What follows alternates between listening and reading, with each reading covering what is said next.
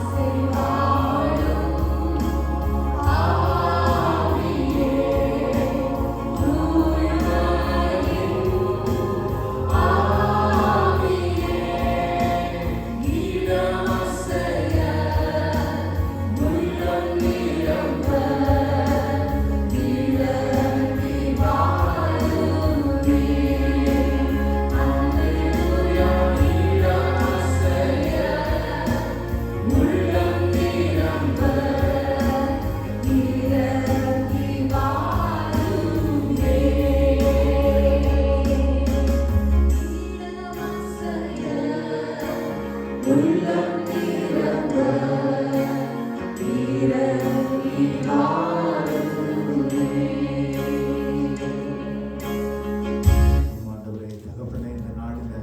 எங்களோடு இடைபடுகிறது மாத்திரமல்ல ஆண்டவரே, அசைக்க வேண்டிய இடங்களில் என்கிற அசைக்கும்படிக்காய் ஜெபிக்கிறோம் ஆண்டவரே.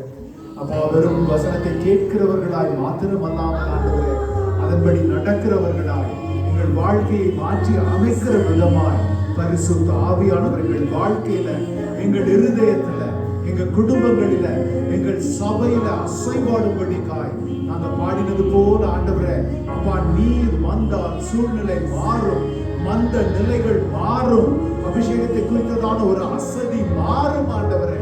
தகப்பனே, நீர் மாறும்படி மாற்றும்படிக்காய் களிமண்ணா எங்களை எம்மையும் கூட உங்களுடைய கரத்தில் ஒப்புக் கொடுக்கிற ஆண்டவரே, உமக்கு ஏற்ற பாத்திரமாய் நீர் வணங்குகிறோம். இயேசுவின் மூலம் ஜெபிக்கிறோம் நல்ல பிதாவே. ஆமென், ஆமென், ஆமென். இதான் இன்றைய நாளுடைய கடைசி செஷன். இன்றைக்கு we'll do this now. We hope to finish by ஒரு 8:45 9 மணி போல இந்த செஷன் முடிச்சிட்டு then we will have campfire outside. During campfire we will also have a Q&A, question and answer time. So நீங்க நேரா அந்த campfireல கேட்கறதால கேட்கலாம். இல்ல உங்களுக்கு ஏதோ specific questions இருந்தா உங்களுக்கு கொடுத்திருக்க அந்த நோட் பேட்ல ஒரு பேப்பர்ல நீங்க questions எழுதி if you would like to pass it on to me, that's also okay. One way or the other, it will be a good family time, question and answer time and campfire time after the session. Now we'll கரங்களை தட்டி pass பண்ணலாம். ரொம்ப volume கேட்டுக்கிட்டே okay. இப்போ கர்த்தர் நல்லவர், கர்த்தருடைய நாமத்துக்கு மகிமை உண்டாவதாக. மீண்டும் ஒரு முறை இயேசுவின் நாமத்தில் உங்கள் எல்லாரையும் நான் வாழ்த்துகிறேன். இது கொஞ்சம் கடினமான காரியம். தொடர்ந்து இப்படி உட்கார்ந்து இருக்கிறதுங்கிறது ரொம்ப மோசம். அதில் ஒரு நாள் தான் அவங்களுக்கு. நாங்கள் கேம்ப் போட்டோன்னா மினிமம் 3 நாள், அதுக்கு கீழே கேம்ப் போடுறதே கிடையாது. ஒரு முறை எங்கள் பாஸ்டர்ஸ் கேம்புக்கு வந்தீங்கன்னா உங்களுக்கு புரியும். ஆமாம், காலையில் 5 மணிக்கு ஆரம்பிக்கிறது, 9 மணி வரை ஓடும். ஆமாம், 3 நாட்கள். ஒரு முறை வாங்க, மே மாதம் எங்கள் பாஸ்டர்ஸ் கேம்ப் நடக்கும், மிஷினரிஸினுடைய கேம்ப். இப்போ 2 கேம்பாக நடக்கும். நீங்கள் ஒரு முறை எங்களோட பண்ணலாம். மணியெல்லாம் ஒரு முறை வந்தார்கள். அதுக்கு பிறகு இன்னும் வரல. இந்த வர்றோம் என்கிறார்கள். சரியா? கர்த்தர் ஆசீர்வதிப்பார். ஊழியங்களை நினைவு கூறுங்கள், ஜெபியுங்கள், உங்களுடைய ஒத்துழைப்புகளை அந்த கிராமங்களுக்கு பங்களியுங்கள் என்று மீண்டும் நினைப்பூட்டுகிறேன். அதனால நம்ம என்ன தியானம் பண்ணி கொண்டு வருகிறோம்? சீயோனே எழும்பு. எப்படி எழும்ப வேண்டும் என்றும் எதற்காக எழும்ப வேண்டும் என்றும் கடந்த பகுதியிலே தியானித்தும் அந்த தொடர் தான் வரும். எதற்காக எழும்ப வேண்டும், எப்படி எழும்ப வேண்டும்? தூசியை ஏன் தூசியை உதறணும்? அது மறைக்கப்பட்டிருக்கிற நற்குணங்கள் வெளிப்படணும். தெய்வ பிள்ளைகள் அதை ரொம்ப கவனமாக இருக்கணும். புரியுதா? நம்முடைய வாழ்க்கையில தெய்வீக சுபாவங்கள் வெளியே வரணும், தெரியணும். அது மறைக்கப்படுகிறது. அது தூசி. அந்த மெல்லிய வஸ்திரத்துல தூசி ஊட்டுனதுனால மறைஞ்சு போயிடுது. அது வெளிப்படணும். 2வது, வல்லமையை தரித்தல் மணி ஏங்கிறதுக்கு ஒரு காரணத்தை பார்த்தோம். அது எத்தனை பேருக்கு புரிந்தது? ஏன் நான் வல்லமையை தரித்து எழும்ப வேண்டிய அவசியம்? எதற்காக எழும்பணும்? தண்ணீர்களாகிய சமுத்திரத்தை பற்றி போக பண்ணணும். யாருடைய உத்தரவாதம்? சீயோனின் உத்தரவாதம். யார் சீயோன்? நானே. என்னையே அது அடையாளப்படுத்துகிறது. நான் கர்த்தர் நல்லவர் என்று பாடுகிறேன், தேவையானது. கர்த்தர் எனக்கு நன்மை செய்கிறார், என்னை காக்கிறார் என்றெல்லாம் சொல்லுவது நன்மையானது. இந்த 2ஐயும் தாண்டி ஒன்று இருக்கிறது. நான் செய்ய வேண்டிய மகா பெரிய வேலை ஒன்று. நான் செய்ய வேண்டிய பெரிய வேலை. சாலமோன் சொல்லும் பொழுது 2 நாளாகமத்திலே துவக்கத்தில் 2ஆம் அதிகாரத்தில் சொல்லுவான், செய்ய வேண்டிய வேலை பெரிய வேலை. அது மகாராஜாவுக்கு கட்டும் அரண்மனை. புரியுதா சொல்றது? கர்த்தர் நல்லவர் என்று பாட வேண்டியது அவசியம். கர்த்தர் நமக்கு நன்மை செய்து நம்மை தேற்றுகிறவர், ஆற்றுகிறவர் என்று சொல்லி நம்மை ஆறுதல் படுத்தி அல்லது ஆசுவாசப்படுத்திக் கொள்ள வேண்டியது அவசியமானது. இந்த ரெண்டையும் தாண்டி ஒன்று நம்ம எல்லாரும் செய்ய வேண்டியவர்கள், அதை சபை இன்றைக்கு செய்ய தவறி இருக்கிறது. இந்த ரெண்டு காரியத்திலையும் கவனமாக இருக்கிறது. அவரை கனப்படுத்துவது, உயர்த்துவது, மகிமைப்படுத்துவது, போற்றுவது, அதெல்லாம் சரியாக இருக்கிறது. தன்னை ஆசுவாசப்படுத்திக் கொள்ள கர்த்தர் நம்முடைய கஷ்டங்களிலே, வேதனைகளிலே நம்மை ஆசுவாசப்படுத்திக் கொள்ள அவருடைய கிருபையை, அவருடைய மகிமை, அவருடைய காரியங்களை நமக்கு சொந்தமாக்கி கொண்டு போவதிலே நாம் கவனமாக இருக்கிறோம். இந்த ரெண்டையும் தாண்டி செய்ய வேண்டிய வேலை பெரிதாக இருக்கிறது என்பதை விசுவாச சந்ததியால் மறந்து விட்டிருக்கிறார்கள். அது எங்களுக்கு அது பங்கில்லை என்கிறார்கள். அந்த இடத்தை தான் நமக்கு கடந்த முகாம் நான் பங்கெடுத்த பொழுதும் ஆவியானவர் சபைக்கு சொன்னார். இப்பொழுதும் அதைத்தான் சொல்லுகிறார். இந்த தேசம், நீங்க இருக்கிற இந்த பட்டணத்தில் இருக்கிறார்களா இல்லையா? சமுத்திரத்தின் ஆழங்களிலே இருக்கிறார்களா இல்லையா? இருக்கிறார்களா இல்லையா? இருக்கிறார்கள். அந்தி கிறிஸ்துவர் அந்த ஆவியின் பிடியிலே சிக்கி இருக்கிறார்களா? இருக்கிறார்கள். யார் விடுதலையாக்குவது? யார் அவர்களை விடுதலையாக்குவது? கர்த்தர் விடுதலையாக்குவார். நம்ம ஜெபம் பண்ணுவோம். இல்லை இல்லை இல்லை இல்லை, அவர் விடுதலையின் வேலையை 2000 ஆண்டுகளுக்கு முன்னே சிலுவையிலே செய்து முடித்து விட்டார். சிலுவையிலே செய்து முடித்து விட்டார். பிதாவின் வலது பார்சலில் சென்று அமர்ந்து விட்டார். இப்ப வேலையை யார் செய்ய கொடுத்தார்? புறப்பட்டு போங்கள், சகல ஜாதிகளையும் யார் சீஷராக்க வேண்டியது? நீங்கள் ஆக்கணும். கட்டளை உங்களுக்கு. அதை சபை மறந்து வேலை செய்கிறது. சபை அதை புரிந்து கொள்ளாமல் இருக்கிறது. அதை சபைக்கு போதிக்கிறது இல்லை. யாரும் சபையை அப்படி எழுப்புவதில்லை. ஏனென்று எனக்கு புரியவில்லை. ஏனென்று புரியவில்லை. சபையை யாரும் அந்த விதத்தில் உருவாக்குவதில்லை. நம்முடைய சபைக்கு இது 2வது முறை திரும்பவும் சொல்லுகிறார், சீயோனே எழும்பு, நான் சீயோனாக உன்னை மாற்றினது நான், உனக்கு அதுக்குரிய வாக்கியங்களை தந்தது நான். நீ எங்கே இருந்தாய் என்பதை நினைத்து சிந்தித்து திரும்பி எழும்பி நீ செய்ய வேண்டிய ஒரு பெரிய வேலை பாக்கி இருக்கிறது. இந்த பட்டணம் வெளியே போக, இந்தியாவை மறந்துருங்க. இந்த பட்டணத்தில் சில ஆயிரங்களை ஆண்டவருக்காய் உருவாக்க உங்களை கொண்டு முடியும் என்கிறார் ஆவியானவர். உங்களை கொண்டு நடக்கும் என்கிறார் ஆவியானவர். தீர்க்க தரிசன வார்த்தையை சொல்லுகிறேன். உங்களை கொண்டு நடக்கும் என்கிறார் ஆவியானவர். எழும்பினால் கோலை நீட்டினால் செங்கடல் பிளக்கும். ஆசாரியன் பாதம் யோர்தானிலே பட்டால் யோர்தானின் தண்ணீர் விலகும். ஆமெனே காணும். அதுக்கு கேட்டுதான் வாங்க. ஆசாரியர்களும் நாங்களே, ஆசாரியனுடைய கால்கள் யோர்தானின் தண்ணீரிலே பட்ட மாத்திரத்தில் தண்ணீர் 2ஆக பிரிந்தது. ஆசாரியர்களும் நாங்களே. எந்த ஆசாரியும் தெரியல. ஒரு பொண்ணு ஆசாரியா, மர ஆசாரியா, இல்ல எந்த ஆசாரி? ஹலோ, புரியுதா? பேர் நல்லா தான் இருக்குது, ஜோசப்.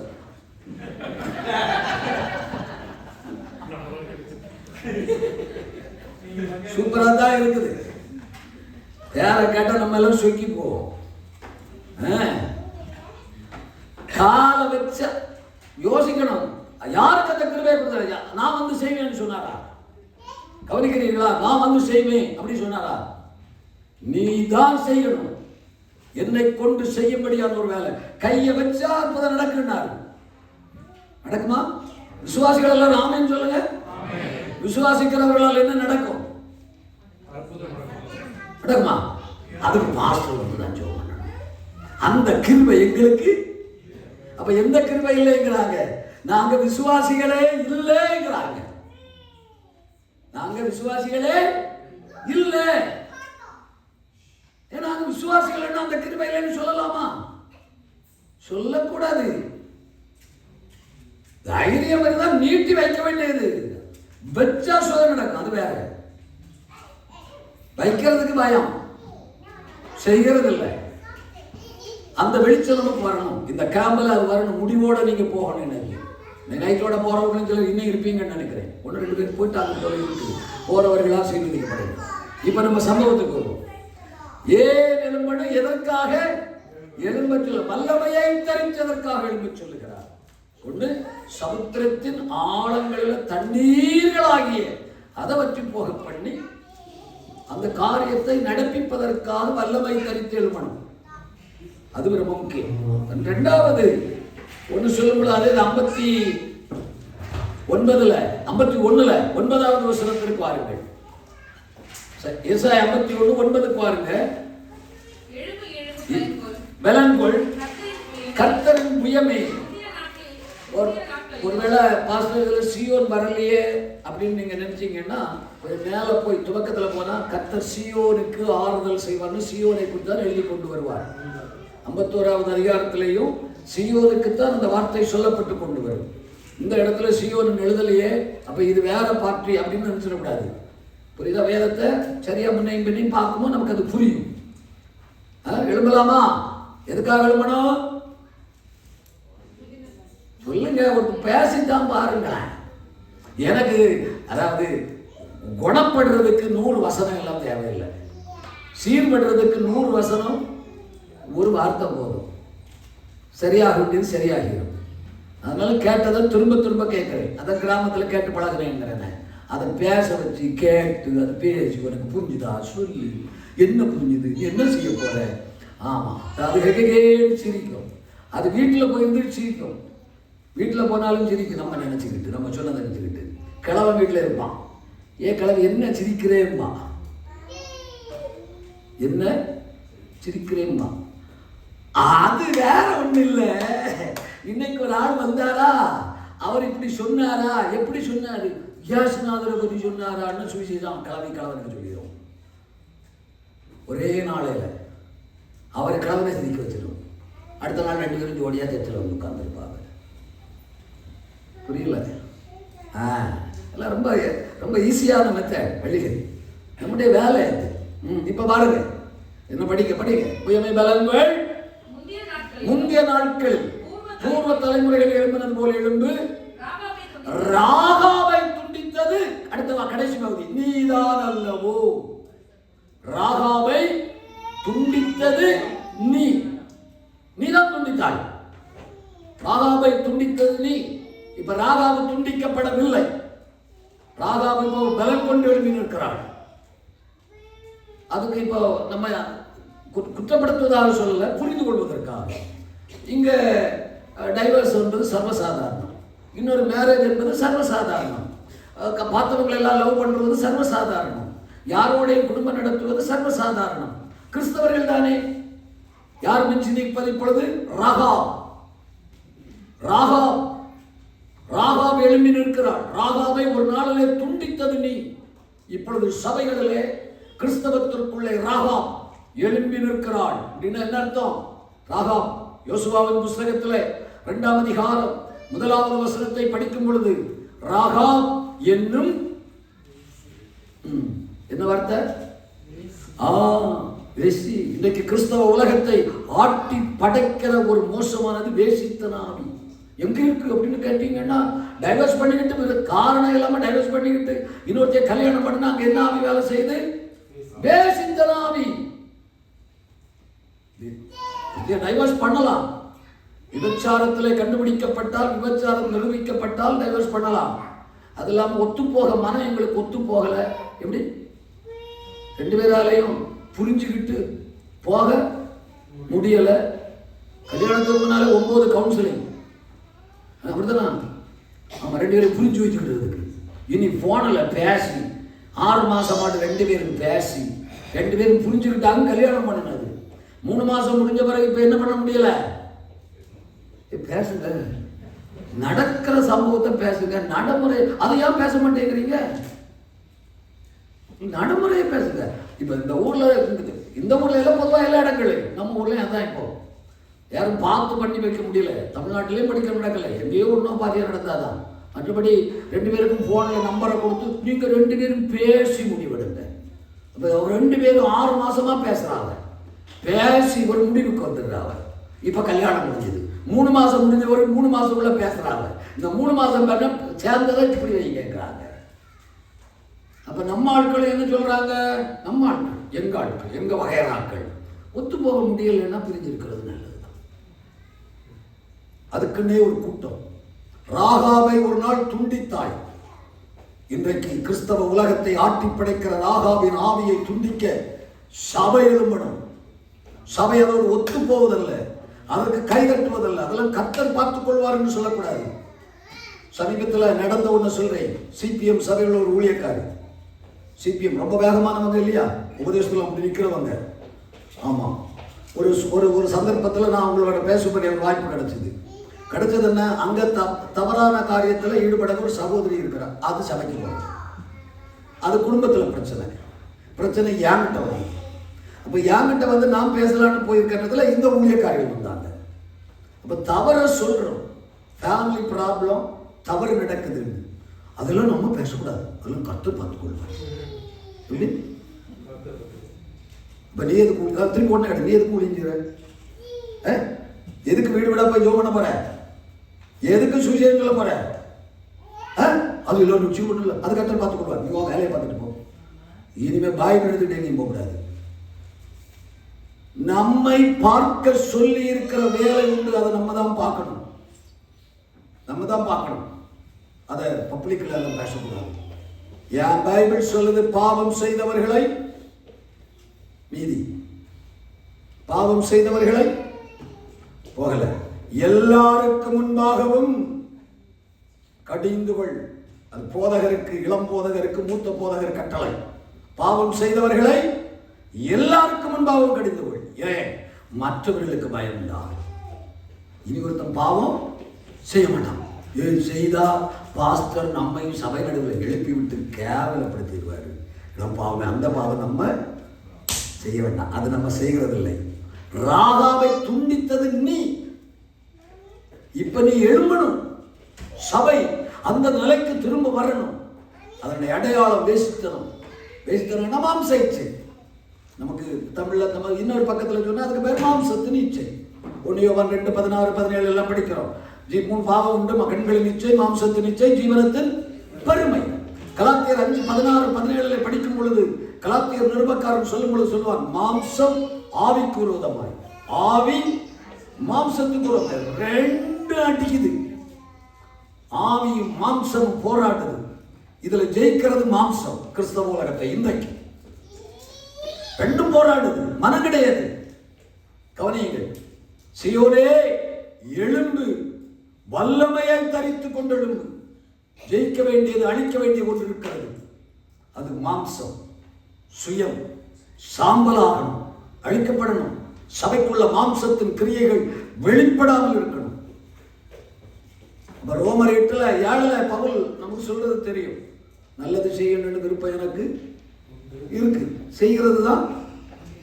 சொல்லுங்க, 7 நாள் மாசத்துல உபவாசம் பண்ணணும்னு ஆசைதான், நான் செய்கிறது எங்க சொல்லுங்க. இல்லை, சரி அப்படியே சொல்லு, 3 நாளாவது உபவாசம் பண்ணணும்னு, அப்படி அந்த ஆசையே எங்களுக்கு வந்ததில்லை. அதுவும் நல்லதுதான், வராம இருக்கிறது வர. சரியா? பாஸ்டர் இப்படி பைபிள் படிக்கணும்ங்கிறாரு. படிக்கணும்னு ஆசைதான், ஆனா படிக்கிறது இல்லை. யாரையாவது பார்த்தா சுவிசேஷம் சொல்லணும்னு ஆசைதான், ஆனா யாரை பார்த்தாலும் சொல்றது இல்லை. நல்லது செய்ய வேண்டும் என்ற விருப்பம் இருக்கிறது, செய்கிறது இல்லை. எதனால செய்கிறது இல்லை? பாவம். உள்ளால என்ன இருக்கு? பாவம். ஆக 24 நிர்பந்தமான மனுஷன். யார் என்னை 7:24 ரோமர், யார் என்னை விடுதலையாக்குவார்? கேள்வியோட வருகிறார். எனக்கு விடுதலை வேணும். அப்ப மாம்சத்துல ஒரு பிரமாணம் போராடுது. அதாக எழுதுறது, மாம்சத்துல ஒரு பிரமாணம் போராடுகிறது. அது என்ன அடிமைப்படுத்துகிறது. என்னால அதுல இந்த விடுதலையாகி வர முடியல. அப்ப நான் அதுல விடுதலை பெறணும்னு விரும்புகிறேன். என்ன செய்யலாம்? 8ஆம் அதிகாரத்திற்கு வரும் பொழுது 1-2 வசனங்களிலே அழகாக எழுதுவார். கிறிஸ்துவனுடைய ஜீவன் ஆவியின் பிரமாணம் என்னை பாவம், மரணம் என்பவைகளிலிருந்து விடுதலையாக்கிட்டு, தம்பி போடுறீங்களோ போடுறியோ, ஆவியின் பிரமாணம் என்னை விடுதலையாக்கிட்டு. இப்ப இங்க யார் தேவை? ஆவியானவர். சபை உண்மையாகவே தேவ ஆவியிலே பலனடைய மாம்சத்தின் கிரியைகள் சபையில் அழிக்கப்படுகிறது. பரிசுத்த ஆவியானவருக்கு யார் இடம் கொடுக்கிறார்களோ அவருடைய மாம்சத்தின் செயல்கள் அவரால் அழிக்கப்படுகிறது. அது ரோமர் 8 முழுவதும் படியுங்க.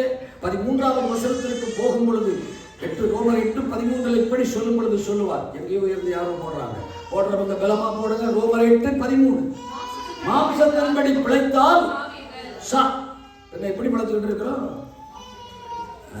மாம்சத்தின்படி பிழைத்தால் சாவீர்கள், ஆவியினாலே சரீரத்தின் செய்கைகளை அழித்தால் பிழைப்பீர்கள். இவ்வளவுதான். அழிக்கிறவர் அதுக்கு அவர் அழிக்கணுமானா, அவர் ஆவியில அழிக்கணுமானா கொடுத்துடணும் அவர் கையில. இப்ப அவர் கையில நம்ம கொடுக்கறது இல்லை, அவரை நம்ம கையில எடுத்திருக்கிறோம். புரியுதா? ஆமாவா இல்லையா? ஆவியானவர் கையில நம்ம கொடுத்திருக்கிறோமா இல்ல ஆவியானவரை நம்ம எடுத்திருக்கிறோமா? நீங்க ஆன்சர் சொல்லுங்க. என்ன செய்திருக்கிறோம்? ஆவியானவர் கையில நம்ம கொடுத்திருக்கிறோமா? கேட்கறது புரியலையா? தெளிவா புரியட்டுமே. சும்மா இருக்கட்டும், புரிஞ்சுது. ஆவியானவர் கையில என்னை கொடுத்திருக்கிறேனா, ஆவியானவரை என் கையில் எடுத்திருக்கிறேனா? கொடுத்திருக்கிறீங்களா? கொடுத்தா அடிச்சிருப்பாரு, கொடுத்தா கிளீன் பண்ணி இருப்பாரு. ஆவியானவரை இப்ப நான் எடுத்திருக்கிறேன். நான் அவரை பார்த்து சொல்வேன், என்ன நடத்தும், என்ன பயன்படுத்தும். ஆவியானவர் கையில் என்ன கொடுக்கணும், கொடுத்தால் அவர் அழிப்பார். பரிசுத்த ஆவியானவர் அதற்காகத்தான் அனுப்பப்பட்டிருக்கிறார். அதனுடைய அழிக்க வேண்டிய இடம் ஆவியின் கிருபை. சபை ஆவியிலே இன்னும் பலனடையணும். புரியுதா? ஆவியிலே சபை. நம்ம பல சபைகள்ல இருந்து இங்க வந்திருப்பீங்க. சிஎஸ்ஐல வந்திருப்பீங்க, லுதரில் வந்திருப்பீங்க. பல சபைகளில் உள்ள பிள்ளைகள் தான் நீங்க இருக்கிறீங்க. புரியுதா? இது சபையின் உபதேசம் அல்ல. காலையில இங்க பெரியவங்க சொன்னாங்க நாங்க சிஎஸ்ஐ. அது சிஎஸ்ஐ பெந்திகாஸ் எல்லாம் இங்க பேச்சு கிடையாது. நீங்க எந்த சபைகளுக்கு வந்திருக்கிறீங்க, எந்த சபைக்கு போறீங்க இதெல்லாம் கேள்வி. நம்முடைய வாழ்க்கை முறைப்படித்தான் இருக்க வேண்டும் என்று பைபிள் சொல்லுது. நம்ம அதுக்கு உட்பட்டு வாழ்ந்தாகணும். நம்ம போய் உட்கார்கிற சபை அல்ல நமக்கு காரணம், சபை அல்ல அதுக்கு ஆதாரம். சபை நம்மை மாற்றுவதில்லை, சபை நம்மை எந்த காரியத்தையும் கொண்டு போவதில்லை. நமக்கு ஒரு சபை உண்டு, அதுவும் சத்தியம் போதிக்கிற சபையாக இருக்க வேண்டும் என்பதும், இருக்கிறதுல தெளிவான சபையாக பார்த்து போக வேண்டும் என்பதும் தேவை. ஆமாவா? ராமேன் சொல்லுங்கள். ரெபெக்காள் ஸ்தோத்திரம் ஈசாக்குக்கு மனைவியாக வரும்படி வருகிறாள். வரும்போது அவ கேட்டாளா, அவளுக்கு கொடுத்தாங்களா தெரியாது. எனக்கு அது இப்படி எழுதியிருக்கிறியா பைபிள்ல. ரெபெக்காள் ஒட்டகங்கள் மேல், ஒட்டகத்தின் மேல் அல்ல, ஒட்டகங்கள் மேல் ஏறி வந்தாள். ஒட்டகத்துக்கு மேலதானே ஏறி வரணும். ஒரு பொம்பளைக்கு எத்தனை ஒட்டகம் வேணும்? எத்தனை ஒட்டகத்துல ஏறி இருப்பா? ஒட்டகங்கள் மேல் ஏறி வந்தாள். ஏன் ஏறி வந்தாள்னா, முதல் ஒட்டகத்துல ஏறினா, முதல் ஒட்டகத்துல அம்மா ஏறினா. ஏறி கொஞ்சம் தூரம் வந்த ஒட்டகத்துக்கு ஒரு கூன் உண்டு தெரியுமா? அது இப்படி இருக்கும். அது இப்படி போய் இப்படி போய் இப்படி போய் இப்படி போய் வந்த உடனே இது சரியில்லை, இந்த ஒட்டகம் ஆமா இது சரியில்லை. அப்ப அந்த ஒட்டகத்தை விட்டுக்கிட்டு அடுத்த ஒட்டகத்துல ஏறிச்சது. அடுத்த ஒட்டகத்துல என்னதான் இருக்குது? கூன் இல்லாத ஒட்டகம் ஏதாவது பார்த்துருக்கிறீங்களா? பார்த்தது இல்லை. புரியுதா? குறை இல்லாத சபை பார்த்துருக்கிறீங்களா? பார்த்தீங்கன்னா 100 குறைகள் எல்லா இடத்துலையும் இருக்கும். அதுல பரவாயில்ல அப்படின்னு ஒண்ணு கிடைச்சதுன்னா அங்க உட்கார்ந்துட வேண்டியது. இது இந்த பக்கத்துல இருக்கிறதுல பரவாயில்ல, இந்த ஒட்டகம், இந்த ஒட்டகத்துல ஏறி போனா ஈசாக்கு கிட்ட போய் கொண்டு போய் விட்டுரும், ஈசாக்குக்கு நம்ம மனைவியா இருக்கலாம் அப்படின்னு போகணும். சரியா? அல்லாம எல்லா இடத்துல. அப்ப நான் சொல்ல வந்தது, எல்லா இடத்துலயுமே குறைகள் இருக்கும். அங்க போதிக்கப்படுகிற உபதேசம் கேட்கிற ஒரு சபை கிடைக்கிற ஒரு பாக்கியம். அங்க குறை இருக்குமா? இருக்காது. அதுக்கும் கூண் இருக்கும், அங்கே இருக்கும். அங்க இல்லைன்னு மட்டும் சொல்லியிருந்தாது. நாங்க போற சபையில் அப்படி இல்லை. அந்த சிபிஎம் உபதேசத்துல தலை மேல நிற்குமா? கேட்டா தப்பு பண்ணா சொல்லக்கூடாதான். பிறகு அது கர்த்தர் பார்த்து கொள்வார். பிறகு எதுக்கு சபை, பிறகு எதுக்கு பிரேயர், எதுக்கு சுத்திகரிப்பு கூட்டம் நடத்துவாங்க வேற. அதையும் கட்டு என்ன சுத்திகரிப்பு கூட்டம், 3 நாள் சுத்திகரிப்பு கூட்டம். அப்ப அதுக்குள்ள 27 நாளும் இல்ல. அந்த 27 நாள்ல ஒரு நாள் இயேசுநாதர் வந்துட்டா இந்த பாத்திகளுக்கு நிலைமை என்ன? சுத்திகரிக்கப்படலையே. இப்ப சுத்திகரிக்கப்பட்டதுல பரலோகம் போக முடியும். அப்ப இது அல்ல,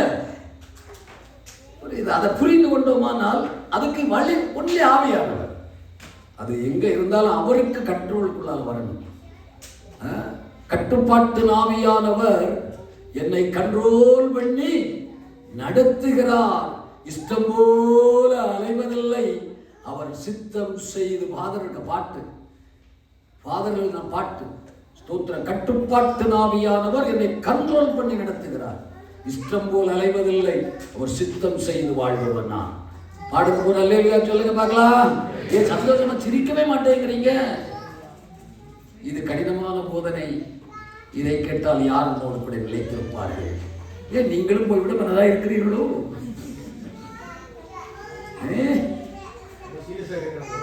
சீரியஸா? நானும் சீரியஸா தான் கேட்கிறேன். இந்த போதனையை காட்டிட்டு இருக்க முடியாது. எங்களுக்கு கொஞ்சம் எங்க நாங்க இருக்கிற எங்க நேஷன், இங்க உள்ள கல்ச்சர், இங்க உள்ள இது, அதுக்கு தகுந்த மாதிரி பைபிளை 2 வகையிலையும் போதிக்கலாம்.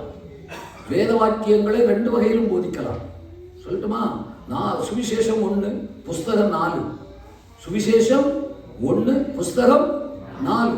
மத்தேயு சுவிசேஷம் வாசித்தால் ஒரு விதமாக தெரியும், மார்க்குவை வாசித்தால் இன்னொரு விதமாக தெரியும், லூக்காவை வாசித்தால் அப்படி சரித்திரபூர்வமாக எழுதியிருப்பார்.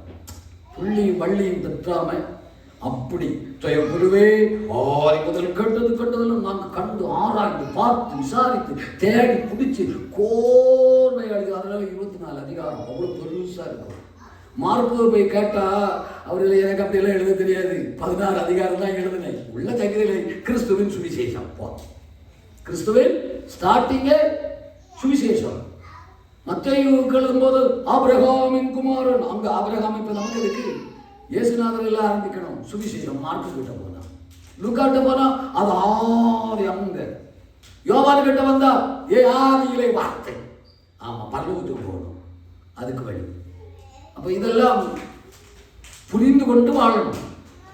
இடம் கொடுக்க வேண்டியது ஆவியானவர். அவர் வந்தால் நம்மை, வந்தால் குறைகள், நீர் வந்தால் குறைவுகள் மாற மாட்டேங்குது. ஒரு குறையும் மாற மாட்டேங்குது. ஏதாவது மாறின ஒரு ஆமைன்னு சொல்லுங்கள். ராகாவை துண்டித்தது நீ வேசி. வேசியை பற்றி நீதிமொழிகள்ல 2 வசனத்தை படிச்சீங்கன்னா அது ஆழமான படுகுழி, ஆழமான படுகுழி. ஸ்தோத்திரம். நீதிமொழிகள்ல 23ஆம் அதிகாரத்துல 27, 28 படிச்சா ஆழமான படுகுழி. ஸ்தோத்திரம். அப்ப அதை க்ளோஸ் பண்ணணும், அதை மூடிடணும். நிறைய பேர் அதை உள்ள பிழைத்து போடுது. 7ஆம் அதிகாரத்துல போனா அது பாதாளத்துக்கு, 7ஆம் அதிகாரம் 10வது வசனத்துல கடைசி வரை படிக்கலாம். நம்ம படிக்கிறது நேரம் இல்லை, சம்பவத்தை மட்டும் சொல்றேன். சபைகள் பாதாளத்துக்கு போற பாதையில போகுதுங்கிறாங்க. மாம்சத்தின்படி வாழ்ந்தால் கிறிஸ்தவம் பாதாளத்துக்கு போகுது. ஆவியினாலே செய்கழிக்கணும். ஒன்று ஆவியானவர், இன்னொன்று அர்ப்பணி. மாம்சத்தை ஜெயிக்க 2வது வழி அர்ப்பணி. கலாத்தியர்களை படிக்கிறோம் 5:24. கிறிஸ்தவர்கள், கிறிஸ்துவனுடையவர்கள் தங்கள் மாம்சத்தையும் அதன் ஆசை இச்சைகளையும் சிலுவையில் அறைந்திருக்கிறார்கள். யார் அறையது? அவர் அறைந்தார் அல்ல, கிறிஸ்துவின். படிக்க வேணும் சந்தேகம். கலாத்தியர் 5:24 என்று சொல்லுங்க பாருங்க. கலாத்தியர் 5:24. சீக்கிரமா, நேரம் இல்லையே. இல்லையோ? அதான் கிறிஸ்துவனுடையவர்கள் தங்கள் மாம்சத்தை அதன் ஆசை இச்சைகளை சிலுவையில். கிறிஸ்தவர்கள் அல்ல, கிறிஸ்துவின் உடையவர்கள். நான் அவருடையவன், நான் அவருடையவள் அப்படி சொல்லுகிறவர்கள். நான் அவருடையவன். ஆமேனா? நீங்கள் யாருடையவர்கள்? அவருடையவன், அவருடையவள் அப்படி சொல்லுகிறவர்கள் யாரானாலும் அவர்கள் தங்கள் மாம்சத்தையும் அதிலிருந்து எழும்புகிற ஆசைகள், இச்சைகள், அதான் பேசித்தனம். இச்சைகளையும் சிலுவையில் அறைந்திருக்கிறார்கள். அறைந்திருக்கிறாமே நாமே நாமே நாமே. இயேசுநாதர் நமக்காக சிலுவையில் அறையப்பட்டார். நம்முடைய பாவங்களுக்காக அறையப்பட்டார். எப்போ? உலகத்தில் இருக்கையில். சபையில் இருக்கிற விசுவாசிகள் எல்லாரும் கவனியுங்கள், கொஞ்சம் புரிஞ்சுக்கிடுங்க, கவனிச்சுக்கிடுங்க. தோத்திரம். நமக்கு யாரையும் குற்றப்படுத்துவதல்ல செய்தியினுடைய நோக்கம், புரிய வைப்பது. வசனத்தை, சத்தியத்தை புரிந்து கொள்ள வேண்டியது அவசியம். இயேசுநாதர் சபையை உருவாக்க மரித்தார், சபைக்காக மரிக்கவில்லை. சபை உருவாவதற்காக இயேசுநாதர் மரித்தார். உருவான சபைக்காக இயேசுநாதர் மரிக்கவில்லை. உருவான சபை தன்னை சிலுவையில் அறையணும். சபையாக வடிவமைக்கப்பட இயேசுநாதர் சிலுவையில் அறையப்பட்டார். வடிவமைக்கப்பட்ட சபை சிலுவையில் தன்னை அறையணும். ரெண்டுக்கு வித்தியாசம் புரியணும். இனி நம்ம என்ன சொல்லிக்கிட்டு இருக்கிறோம்? இன்னும் இயேசுநாதர் முடிஞ்சு நம்ம இப்போ சிலுவையில் அறைஞ்சிக்கிட்டு இருக்கிறோம். சரியா? இயேசுநாதரே என் பாவங்களை மன்னி அப்படின்னு என்ன அர்த்தம்? சிலுவையில் மறித்தாதான் பாவம் மன்னிக்கப்படும்.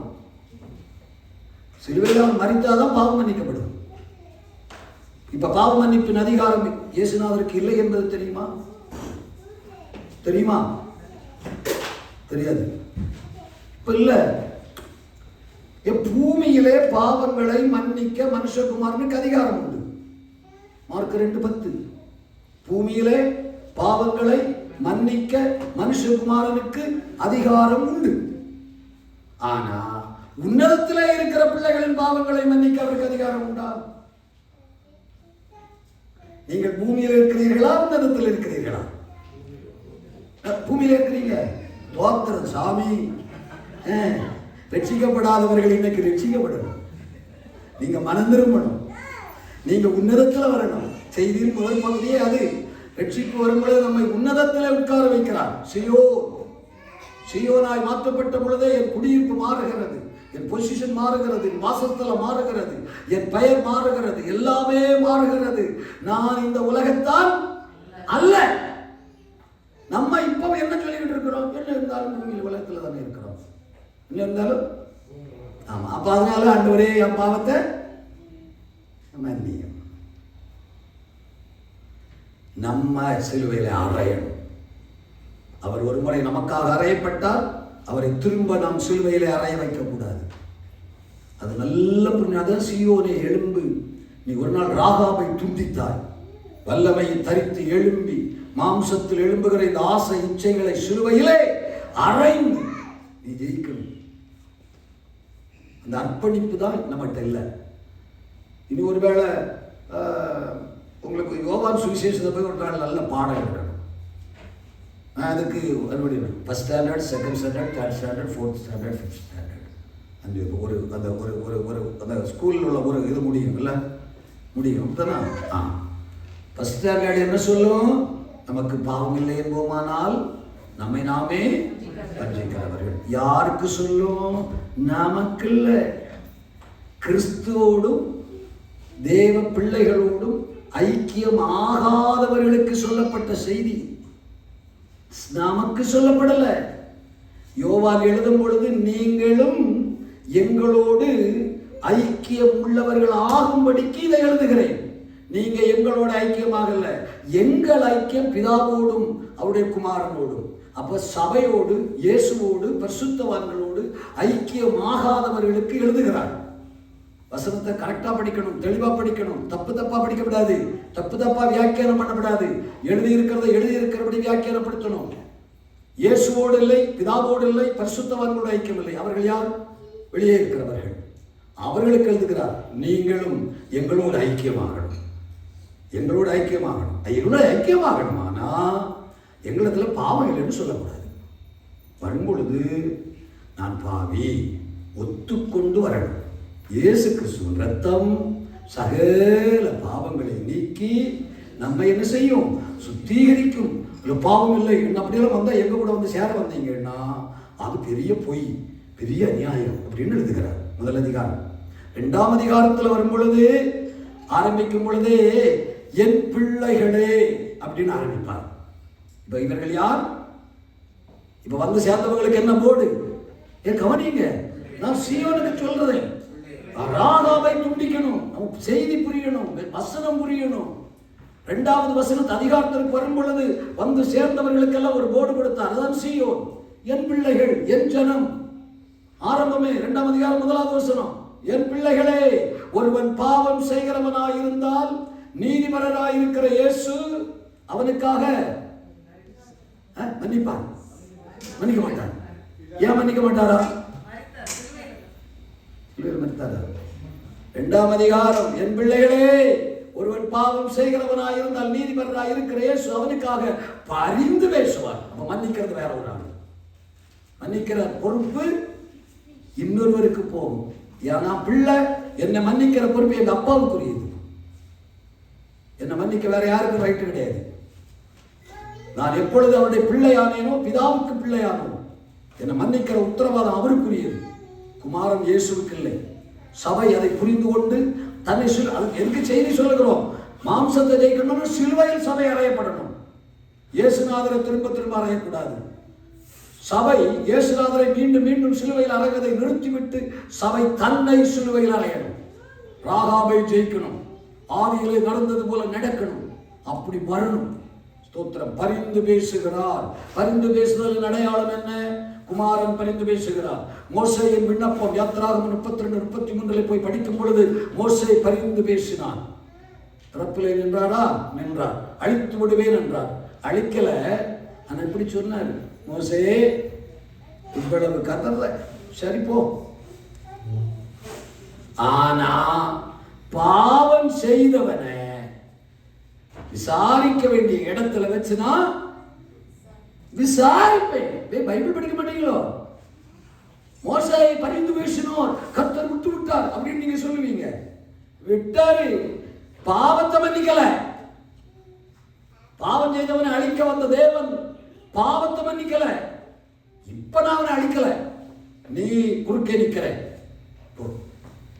ஆனா யார் பாவம் செய்தானோ அவனை விசாரிக்க வேண்டிய இடத்துல வச்சு நான் விசாரிப்பேன். வீட்டுல போய் பைபிளை நல்லா புரட்டி படிக்கணும்.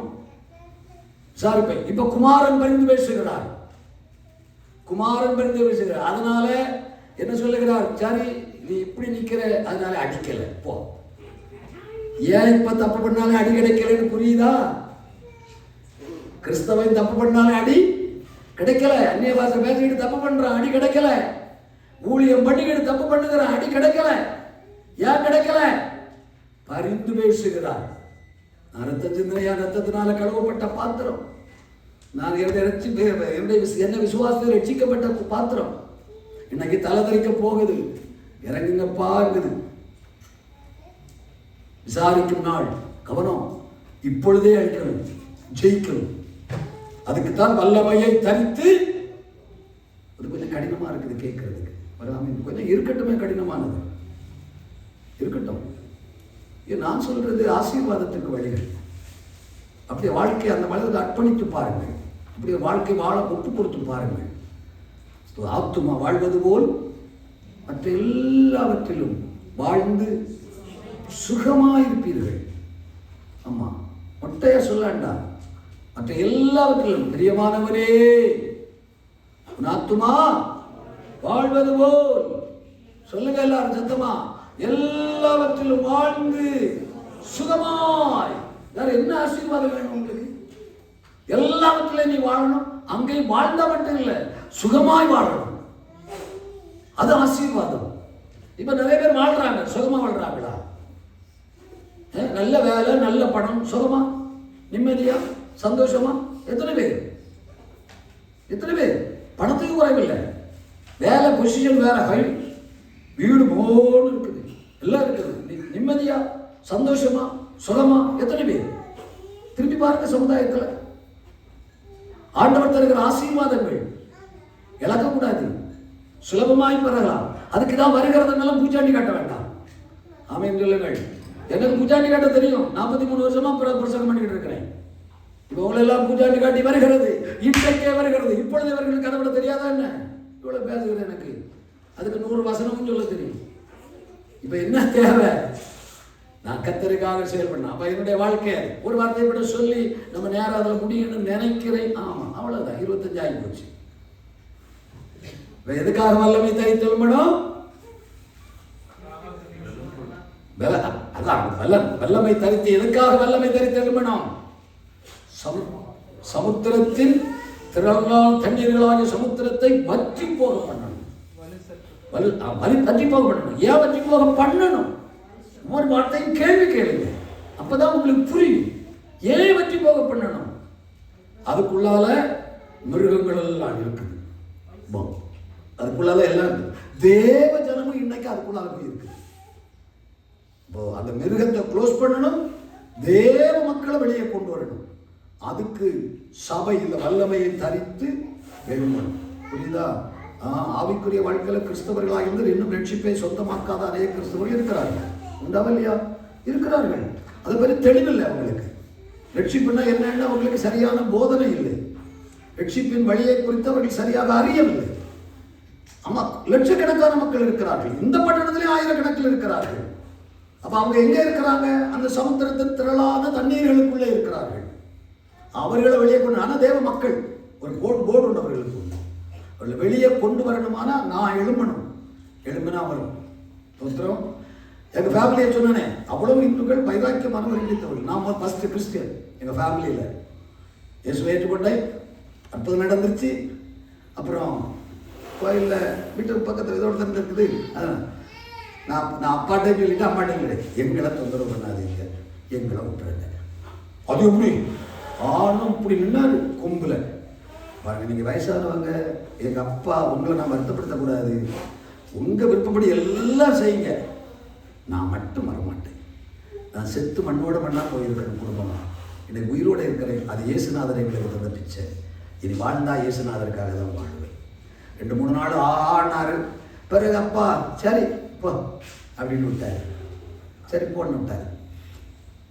அப்போ நான் 3 மாசத்துல பிரசங்கம் பண்ண ஆரம்பிச்சேன். இப்போ எனக்கு தெரிஞ்ச ஒரு வசனம், கர்த்தராகிய இயேசு கிறிஸ்துவை விசுவாசி, அப்பொழுது நீயும் வீட்டாரும் ரட்சிக்கப்படுவீர்கள். எனக்கு அந்த வசனம் கிடைச்ச உடனே அப்பதான் அந்த வசனம் பார்க்குறேன். ஃபர்ஸ்ட் வசனம் பார்த்த உடனே ஆஹா, அருமையான வசனமா இருக்க, சூப்பர் வசனமா இருக்க. இயேசு கிறிஸ்து விசுவாசித்தா நீ மட்டும் ரட்சிக்கப்படுவாய் என்று எழுதல, உன் வீட்டாரும் ரட்சிக்கப்படுவார்கள் என்று எழுதி இருக்குது. நம்ம எல்லாம் என்ன சொல்லுவோம்? பாஸ்டர், என் குடும்பத்துக்காக ஜோம் பண்ணுங்க, எங்க அப்பா ரட்சிக்கப்படலை, எங்க அம்மா ரட்சிக்கப்படலை, எங்க அண்ணன் ரட்சிக்கப்படலை, குடும்பம் ரட்சிக்கப்படலை, ஜோம் பண்ணுங்க பாஸ்டர், ரட்சிக்கப்படணும். ரட்சிக்கப்படுறதுக்கு ஜோம் பண்ணணும். ஆனா சுலபமான ஒரு இடத்தை ஆண்டவர் நமக்கு எல்லாருக்கும் தந்திருக்கிறார். நீ விசுவாசித்தால் ரட்சிப்பு குடும்பத்துல நடக்கும், மகிமையை நீ காண்பாய். அப்ப நம்ம விசுவாசத்துல குழப்படி இருக்குது. நம்ம விசுவாசத்துல சொல்லுங்க, தமிழ் பாஷையில குழப்படி இருக்குது. இல்லையா சொல்லுங்க. ஏன் கிராமத்துப்பா இப்படி எல்லாம் இருக்கக்கூடாது. நான் நீங்க சிரிப்பீங்கன்னாக்க அந்த மாதிரி வார்த்தைகளை பயன்படுத்துறோம். அதை கேட்ட உடனே ஒரு சிரிப்பு வந்துடும். அதை நம்ம ஒரு பாஷையை சொல்றாரு அப்படின்னு. நீங்க அதில் இல்லை, நாங்கள் அமெரிக்கர்கள் தான் எங்கிற நிமிர்வு வேணாம். அது அங்கே இருக்கட்டும். இருக்குது விசுவாசத்துல. அதனால குடும்பம் என்ன செய்யல? ரட்சிக்கப்படல. ரட்சிக்கப்படல. நான் சொன்னேன் ஆண்டவர்கிட்ட, நான் மேடையில பிரசங்கிக்கணுமானால், எனக்கெல்லாம் பிரேயர் பண்றதெல்லாம் ரொம்ப தெரியாது. அப்போ நான் மேடையில இயேசு விசுவாசிகளை ரட்சிப்பார், விசுவாசத்தினால ரட்சிப்பு குடும்பத்துக்கு பேசணுமானா யான் குடும்பம் ரட்சிக்கப்படணும். யான் குடும்பம் ரட்சிக்கப்படலைன்னா அந்த வசனத்தை எடுத்து நான் பேச மாட்டேன். அந்த வசனத்தை பூசி கருப்பு மை அடிச்சு க்ளோஸ் பண்ணி, அது என்னுடைய ஜபம். ஒரு 3 மாசம் தாண்டி இருக்கும். எங்க அப்பா வாயை திறந்து சொன்னாரு. அவர் பேசுறாரு, பேசு இந்த கடையில போய் இந்த டீ குடிக்க போய் உட்கார்ந்து டீ குடிச்சுக்கிட்டு கதை பேசுவாங்க. அங்க பேசுறாரு, என் பையன் பெரியவன் இருக்கானே, மூத்தவன், அவன் இப்ப ராஜா மாதிரி இருக்கான் அப்படின்னு அங்க பேசுறாரு. நான் ஊருக்கு வந்தா அந்த கூட்டத்தில் வந்து போய் உங்க அப்பா வந்து இப்படி பேசினாரு, போய் நீ இப்ப ராஜா மாதிரி இருக்கிறீங்களா அப்படின்ட்டு பேசினாரு போய் அப்படின்னா. அப்படியா பேசினாரு? சரி சரி, ரொம்ப நல்லது. 6 மாசம் இருக்கும், 6 மாதங்கள் இருக்கும். அவரே வந்தாரு, நீ போறது நல்ல வழிதான், நாங்களும் உங்க கூட வந்துடுறோம். ஒரு நாள் கூட எங்க அப்பாவை நீங்க சர்ச்சுக்கு வரணும்னு கூப்பிட்டது கிடையாது. ஒரு நாள் கூட இயேசுவை ஏற்றுக்கொள்ளணும்னு சொன்னது கிடையாது. என் வாழ்க்கையில தேவன் தந்த மாற்றங்கள் ஒரு கண்ணார பார்த்தாரு. ஒரு நாள் வீட்டில் இருக்க மாட்டான், ஒரு ராத்திரி வீட்டில் படுக்க மாட்டான், சிகரெட் இல்லாமல் இருக்க மாட்டான், சீட்டு இல்லாமல் இருக்க மாட்டான், சாராயம் இல்லாமல் இருக்க மாட்டான். இப்போ வீட்டை விட்டு வெளியே போக மாட்டேங்கிறான், பைபிள் இல்லாமல் இருக்க மாட்டேங்கிறான், தோத்திரம் சொல்லாமல் இருக்க மாட்டேங்கிறான். பார்த்தாரு, சரண்டர் ஆயிட்டாரு. நம்ம எல்லாம் அவன் வழியே போயிடுவோம். எல்லாரும் வந்துட்டாங்க. ஒரு ஆமீன். அதுக்காக வேண்டியாவது சொல்லலாமே. இது நடக்கலையே பாஸ்டர் எங்க குடும்பத்துல, அதுக்காகத்தானே பாஸ்டர் நாங்க பாடுபட்டோம். நீங்க ஒரு பாடுபடாண்டா, உங்களை சிலுவையில் அறையுங்கள். இயேசுநாதரை திரும்ப திரும்ப சிலுவையில் அறையாதிருங்கள். அப்போ பரிசுத்தத்தை பற்றின பரிசுத்தத்துக்காக நாங்கள் ஜோபன் ஆண்டவரை பரிசுத்தமாக்கணும் ஜோபன் அப்படின்னா சாமி இந்த உன்னோடைய இன்னைக்கு பிடிச்சிடும். அடுத்ததுக்கு போகிறது இப்போ நேரம் இல்லை, தொட்டா முடிஞ்சிடும். அதனால் நாளை காலையில் உள்ளதில் ரொம்ப முக்கியமான பாட்டில் போய் முடிச்சு போயிடுவோம். ஃபைனலில் இடையில நிறைய இருக்குது, 9, 10, 11, 10 ஃபைனல் இருக்குது இந்த இதில் மட்டும். இப்போ 2 இடம் தான் சொல்லி இருக்கிறோம். அடுத்ததெல்லாம் போகிறதுக்கு நேரம் இல்லை, நமக்கு தெரிஞ்ச வகையில். புரியுதா புரியலையா? புரியுது. அதனால இயேசுநாதரை திரும்ப திரும்ப சிலுவையில் என்ன செய்யக்கூடாது, அறையக்கூடாது. நான் சொன்னேன், அப்போ என்னுடைய பரிசுத்தமாகுதல் இன்னும் எனக்கு தேவை. நான் பரிசுத்தத்தில் நிறைவானவன் அல்ல. என்கிட்ட தூசி ஒட்டுது, தூசியை நான் என்ன பண்றேன், உதறிடுறேன், நானே உதறுறேன். அதற்கு எனக்கு தேவன் வல்லமையையும் தந்திருக்கிறார். காற்று வீசுகிறது, மலைக்கு மேலதான் நிற்கிறேன், கண்மலைக்கு மேல காற்று வீசுகிறது, தூசி வந்து ஒட்டுகிறது, தூசி வந்து ஒட்டுகிறது. பரிசுத்த ஆவியானவர் தந்த பலத்துல அதை உதறுகிறது, அது போயிடுது, திரும்ப சீராயிடும். இப்ப நம்மை சுத்திகரிப்பதற்குரியவர் வேற வழிகள், அது இயேசுநாதர் அல்ல. சுத்திகரிப்பினும் தேவை, இன்னும் என்னை பரிசுத்தமாக்கும், இன்னும் நான் பரிசுத்தமாகணும், அது நம்முடைய ஜெபம். அதனால நான் பாவி அல்ல, பரிசுத்தமாகுதல் இன்னும் பூரணமாகணும். அதுக்கு நம்மை பரிசுத்தமாக்க தேவன் அந்த வழிகள் ஒன்று ஞானஸ்நானம். ஞானஸ்நானத்தினாலே உங்களுக்கு ஒரு பரிசுத்தமாகுதல் உண்டாகும். அது மாம்சாளுக்கை நீக்குதல் அல்ல, நல்மன சாட்சியின் உடன்படிக்கையால் உள்ளே இருப்பதை சுத்தப்படுத்துகிறது ஞானஸ்நானம். அம்மா ஞானஸ்நானம் கொடுத்திருக்கிறாங்க. அது மாம்சாளுக்கை நீக்குதல் அல்ல, அது இன்னொரு ஆவிக்குரிய சுத்திகரிப்பை தருவது. பரிசுத்த ஆவியானவர், ரோமர் 15, பரிசுத்த ஆவியானவர் நம்மை சுத்திகரிக்க அனுப்பப்பட்டவர். பரிசுத்த ஆவியினாலே புறஜாதியாருடைய பலி பரிசுத்தமாக்கப்படுகிறது. பவுல் தீமோத்தேயுக்கு சொல்லும் பொழுது 2 தீமோத்தேயு 3 சொல்லுவார், கர்த்தருடைய வசனம் என்னை புடமிடுகிறது, என்னை ரட்சிப்புக்குள் எடுத்துகிறது, என்னை பரிசுத்தமாக்குகிறது. கர்த்தருடைய வசனம் வாசிக்க வாசிக்க வாசிக்க வாசிக்க வாசிக்க கேட்க கேட்க கேட்க கேட்க அந்த வசனத்துக்கு ஒரு வல்லமை இருக்குது. அது என்னை சுத்திகரிக்கிறது, என்னை பரிசுத்தப்படுத்துகிறது. அப்ப இயேசுநாதர் அல்ல, இப்ப நம்மை சுத்திகரிக்கிறவர். என்னுடைய பிரேயர் ஜெபத்தினால் பரிசுத்தமாக்கப்படுகிறது. ஜெபத்தினால் ஒரு பரிசுத்தம். நான் ஜெபிக்க ஜெபிக்க ஜெபிக்க ஜெபிக்க பரிசுத்தத்துக்காக ஜெபிக்கிறேன்னா அதல்ல, தேவனிடத்துல தோத்திரம் பண்ணி அவருக்கு துதி செலுத்தி அவருடைய பாதத்துல நின்று நான் ஜெபிக்க ஜெபிக்க ஜெபிக்க ஜெபிக்க என் மேலே வெளிப்படுகிற ஒன்று ஒரு பரிசுத்தமாகுதல். சரியாக ஜெபிக்கிற மனிதன் பாவம் செய்ய மாட்டான், பாவம் செய்கிற மனிதன் ஜெபிக்க மாட்டான். புரியுதா? ஆமென் சொல்லுங்கள். ராகாவை அழிச்சிடலாமா? அழிச்சிடலாமா? எப்படி அழிக்கலாம்? எப்படி அழிக்கலாம்? இன்னைக்கு சிலுவையில என்ன அறைய போறேன், என்ன அறைய போறேன். இனி நான் இயேசுநாதர் சிலுவையில் அறையும்படி வைக்கவே மாட்டேன். தெளிவா புரிஞ்சுன்னா யாருக்காவது டவுட் இருக்கும் போல இருக்குது. இன்னும் இயேசுநாதர் இடத்திலேயே போய் மன்னி ஏசப்பா ஏசப்பா மன்னியும் ஏசப்பா மன்னியும் அவர் அங்கே இருந்துக்கிட்டு என்ன செய்ய, நம்ம கேட்டதான் அந்த அதிகாரம் இல்லையே, இருந்திருந்தால் கொடுத்துருக்கலாமே என்பார். வேணாம், இயேசுநாதர் பரிந்து பேசுவார். பிதா அடிக்கலை, ஆனால் அவர் பரிந்து பேசுகிறார். இப்போ நானும் போய் சில நேரத்தில் அண்டவரே மன்னிங்கன்னு எல்லாரும் சொல்கிறதுனால சொல்லிட்டு ஓடிடுவேன். அதனால் போ தம்பி போ அப்படி விட்டுருக்கிறார். அது முடிவல்ல. நான் சிலுவையில் அறையப்படணும், ஆவியின் கிருபைகளில் பலனடைய. 2 காரியத்தை இப்போ இந்த செக்ஷனில் மனதில் வைக்க. என்னுடைய அர்ப்பணிப்பு இன்னும் வேணும், என்னுடைய எண்ணில் இருக்கிற அபிஷேகம் இன்னும் புதுப்பிக்கப்படும். 2 கிருபைக்குள்ளே நான் வரும்பொழுது ஆட்டோமேட்டிக்காக ராகா அழிக்கப்படுகிறாள். எழுப்பலாமா? இதுக்கு மேலே நம்ம நேரத்தை வேண்டியிருக்கிறார் நினைக்கிறேன். சரிதானா பாஸ்டர்? ஆமாம். அப்படி கொஞ்சம் அப்படி வந்து கொஞ்சம் சத்தமாக நல்லா திறந்து வாயை திறந்து அந்த பாடுற பிள்ளைகள் எல்லாம் கொஞ்சம் வாங்க பார்க்கலாம். எல்லாரும் ஒரு கொஞ்சம் நல்லா 10 நிமிஷம் இருக்குது நமக்கு, அதுக்காக நான் பிரேயர் இது பண்ணுறேன். பாருங்க பார்க்கலாம். எல்லாரும் ஜெபம் பண்ணணும். யாரும் புரிந்து கொண்டீர்களா? புரிந்து கொண்டவர்கள் ஒரு ஆமென் சொல்லுங்கள். எதை அழிக்க வேண்டும்? ராகாப். அழித்தது நீதான். இப்போதைய நிலை, ராகாப் சபைகளை ஆட்சி செய்கிறாள். ராகாப் சபைகளை ஆட்சி செய்கிறாள். நல்ல கவனிங்க. போதனைகளும் எப்படி விரும்புகிறது? நம்முடைய மாம்சத்தை திருப்திப்படுத்துகிற போதனைகளைத்தான் சபை எதிர்பார்க்கிறது. மாம்சீகத்தை திருப்திப்படுத்துகிற சந்தோஷப்படுத்துகிற போதனைகள் குறிப்பிட்டு வரணும்னு எதிர்பார்க்கிறோம். மாம்சத்தை கடினப்படுத்துகிற, மாம்சத்துக்கு அடிபடுகிறது மாதிரி உள்ள போதனைகளை விரும்பவே இல்லை. அது மனதிலே கொண்டு வரணும். வேணாம் வந்தோடனே சொல்லணும், அண்டவரை இன்னைக்கு ஜோம் பண்ணிட்டு வரணும். சர்ச்சில் இருக்கலாம், சர்ச்சுக்கு ஒரு மணி நேரம் எல்லாம். அண்டவரை இன்னைக்கு பாஸ்டர் வந்து பேசுகிற வார்த்தை என்னை புடமிடணும், என்னை புடமிடணும். ஆண்டவரை என்னை ஆசீர்வதிக்கணும், விடுதலை தரணும். நல்லா ஜெபிக்க வேண்டியது. என்னை அது இன்னும் புடமிடணும், என்னை இன்னும் அது பரிசுத்தப்படுத்தணும், என்னை இன்னும் அது பக்குவப்படுத்தணும். அந்த வார்த்தைகள் பலிபீடத்திலிருந்து வரணும். அந்த தாகம் நமக்கு எல்லாருக்கும் வரணும். ஸ்தோத்திரம். எல்லாரும் கண்ணை மூடி நீங்களே ஒரு நிமிஷம் ஜெபம் பண்ணுங்க. முதல்ல எல்லா பிள்ளைகளும் ஜெபம் பண்ணுங்க. ஸ்தோத்திரம். ராகாவை அழியுங்கள். சீயோனே வல்லமையை தரித்து எழும். எதற்காக ஆண்டவரே? ராகாவை ஒரு காலத்திலே துண்டித்தது நீ. இன்றைக்கு ராகா சபையை பாழ்படுத்திக் கொண்டிருக்கிறார். ஒரு ஆவி. அதை அழிப்பதற்காக சபை எழும்பணும்.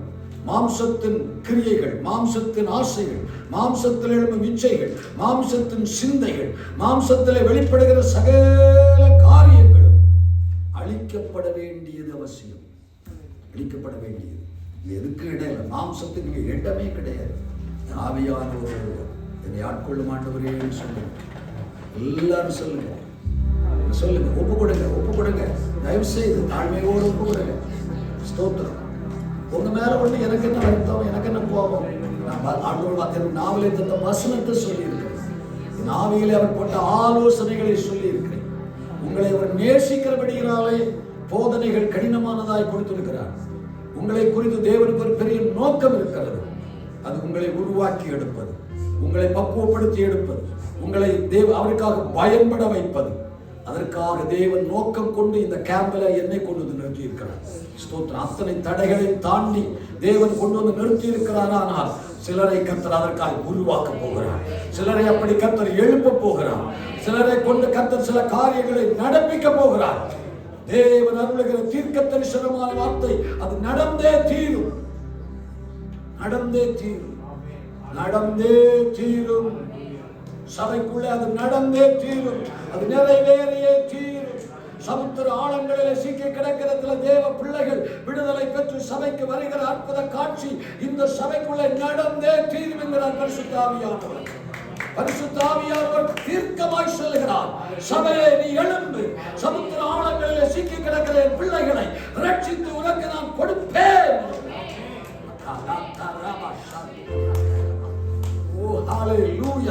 ஹalleluya.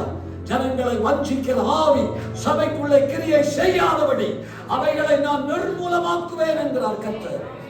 விசுவாச மக்களை வஞ்சிக்கிற தவறான காரியங்களை கொடுத்து வஞ்சிக்கிற கிரியைகள் சபைக்குள்ளே செயலற்று போகும்படியாக. ஹalleluya. எத்தனை பேர் ஏற்றுக்கொள்கிறீர்கள்? பரிசுத்த ஆவியானவர் இந்த சபைக்கு சொல்லுகிறார், ஹalleluya, என் பிள்ளைகளை ஒருவரும் வஞ்சிக்க முடியாது, என் பிள்ளைகளை ஒருவரும் ஏமாற்ற முடியாது. அந்த ஆவிகளுக்கு என் பிள்ளைகள் ஒப்புக்கொடுக்கப்பட மாட்டார்கள். இன்றைக்கு மாலை பரிசுத்த ஆவியானவர் சபையை இன்னொரு விஷயம் ஆட்கொள்ள வேண்டும் என்று விரும்புகிறார். எல்லாரும் சபை பரிசுத்தத்திலே வளருவதாக, சபை பரிசுத்தத்தின் மேல் பரிசுத்தம் அடைவதாக, சபை மகிமையின் மேல் மகிமை அடைவதாக. ஹalleluya.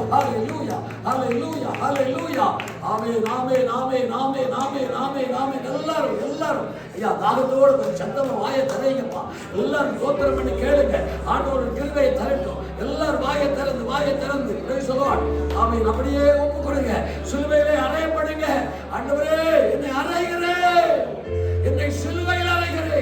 இது என் வாழ்நாள் காலத்துல உண்மை சிலுவையில் நான் அறைய மாட்டேன் ஆண்டவரே. உண்மை இனிமேல் நான் சிலுவையில் அறைய மாட்டோம்ப்பா. எனக்காக நீங்கள் ஒரு நாள் சிலுவையில் அறையப்பட்டீங்க ஆண்டவரே. மீண்டும் மீண்டும் நான் எத்தனையோ முறை உண்மை சிலுவையில் அறைந்த பாவி. இன்னைக்கு மாலையில என்னை ஒப்பு கொடுக்கிறேன். நான் என்னை சிலுவையில் அறைகிறேன்.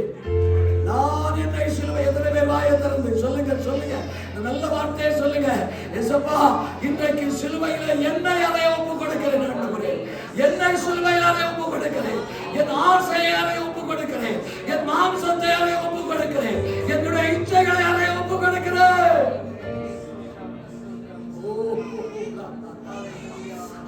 அர்ப்பணிங்க, அர்ப்பணிங்க, அர்ப்பணிங்க. காலம் கடைசி, காலம் கடைசி, காலம் கடைசி. இது அனுக்கிரக காலம். ஹalleluya, ஹalleluya, ஹalleluya, ஹalleluya. Oh Jesus, Jesus. ஆவியானவரே அனலாய் இறங்கிடுமே. ஆவியானவரே அனலாய் இறங்கிடுமே.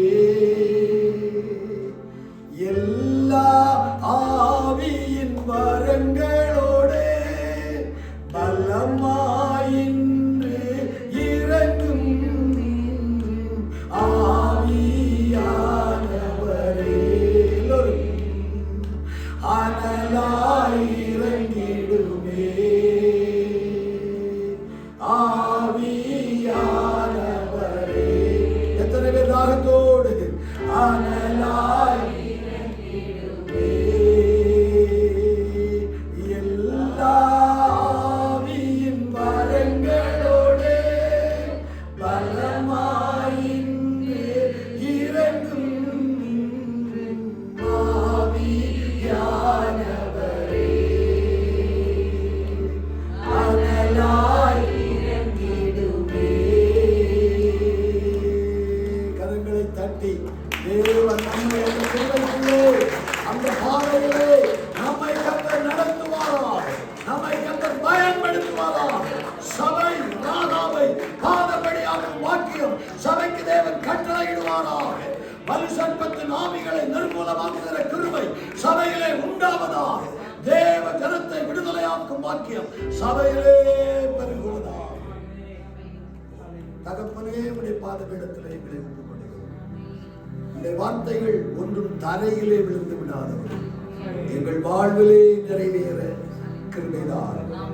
நாங்கள் அதிகமாய் வேதத்தை கற்கிறோம், வேத வசனங்களை கேட்கிறோம், சன்னதிகளை நின்று உம்மை ஆராதிக்கிறோம். இன்னும் நாங்கள் எழும்பி செய்ய வேண்டிய சில வேலைகள் எங்களுக்கு முன்னே இருக்கிறது ஆண்டவரே. நாங்கள் செய்ய வேண்டிய வேலைகளை எங்களை காண்பிக்கிறேன். நாங்கள் அந்த வேலைகளை செய்து நிறைவேற்றி ஆண்டவரே துதிக்கிறோம். சகலவற்றையும் செய்து முடித்தவர்களாய் உம்முடைய சன்னதியிலே சமாதானத்தோடு வந்து நிற்கத்தக்க கிருபை எங்களிலே பெருக உம்முடைய பாத பீடத்திலே உட்படுத்துகிறோம். இனி ஒரு காலத்தில் உம்மை நாங்கள் சிலுவையிலே அறையாதபடி எங்களை நாங்கள் சிலுவையிலே அறைய அதிலேயே நிற்க, அந்த சிலுவையிலேயே நாங்கள் மறிக்க, இந்த உலகத்திற்கு பாவத்திற்கு காரியங்களுக்கு மறித்து போக கர்த்தர் உதவி செய்யும். புது ஜீவனாய், புதிய மனுஷனாய், புதிய கிருபையோடு வாழ்விலே தொடர அனுக்கிரகம் செய்கிறார். இந்த வார்த்தைகள் இந்த சபையிலே பங்கெடுத்த எல்லா பிள்ளைகள் வாழ்க்கையிலே நிறைவேற கர்த்தர் அனுக்கிரகம் தான். மகிமையை நீர் எடுத்துக்கொள்ளும். ஜீவன் தந்த இயேசுவின் நாமத்தில் ஜெபிக்கிறோம். ஜெபங்களும் ஜீவனுள்ள நல்ல பிதாவே. அர்ப்பணித்தேன், நான் அர்ப்பணித்தேன், அர்ப்பணித்தேன், நான் அர்ப்பணித்தேன். ஆவி ஆத்ம சரீரம் அர்ப்பணித்தேன், ஆவி ஆத்ம சரீரம் அர்ப்பணித்தேன். அப்பா, என்னை முழுவதும் அர்ப்பணித்தேன் ஐயா. உயிரோடு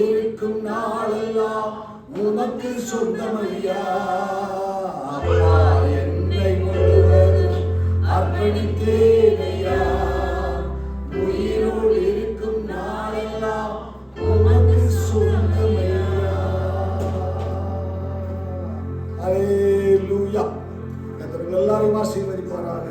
நன்றி.